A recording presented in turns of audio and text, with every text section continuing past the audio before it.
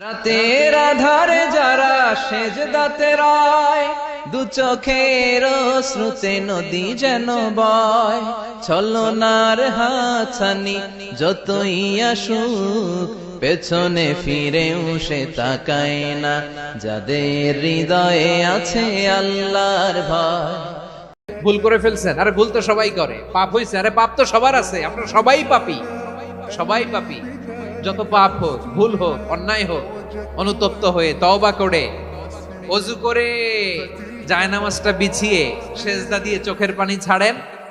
চোখের বেয়ে পড়া পানি আল্লাহর কাছে যে কত প্রিয়। অনুতপ্ত বান্দার চোখের পানির ফোঁটা তার চোখ বেয়ে, নাকের ডগা বেয়ে জমিনে ড্রপ করার আগেই আল্লাহর ওই বান্দার সব গুনাহ মাফ করে দেয়। করে সেই আসল বন্ধু, ঠিক কিনা? কাউকে যদি বিপদের সময় আপনি সাহায্য করেন, সে আজীবন মনে রাখবে আপনাকে। সে যদি কৃতজ্ঞ মানুষ হয়, ভালো মানুষ হয়, আজীবন আপনাকে মনে রাখবে, কখনো ভুলবে না। এবং বিষ্ণু ইসা ইসলাম বলেন, ওয়াল্লাহু ফি আউনিল আবদি মা দামাল আবদু ফি আউনি আখি।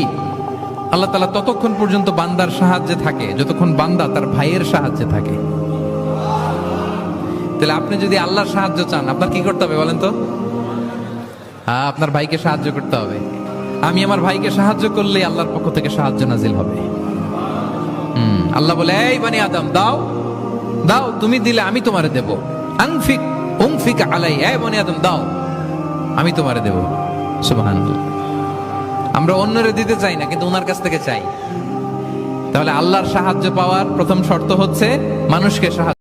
রাস্তার পাশ দিয়ে হেঁটে যাচ্ছেন, মসজিদের দান বাক্সটা লেখা, উপরে সাইনবোর্ডে লেখা, মুক্ত হস্তে আল্লাহর ঘরের জন্য দান করুন। কেউ নাই, কাক পক্ষী নাই। রাত বাজে 2টা, হঠাৎ করে পকেট থেকে 1000 টাকার বা 100 টাকার কচকচে নোটটা আপনি দান করে দিলেন। ওই দানটা 1 কোটি টাকার দানের চেয়েও বড় দান। কারণ দুনিয়ার কেউ তখন দেখে নাই, দেখেছে কে? কেউ যেটা দেখে না সেটা দেখে কে? কেউ যেটা জানে না সেটা জানে কে?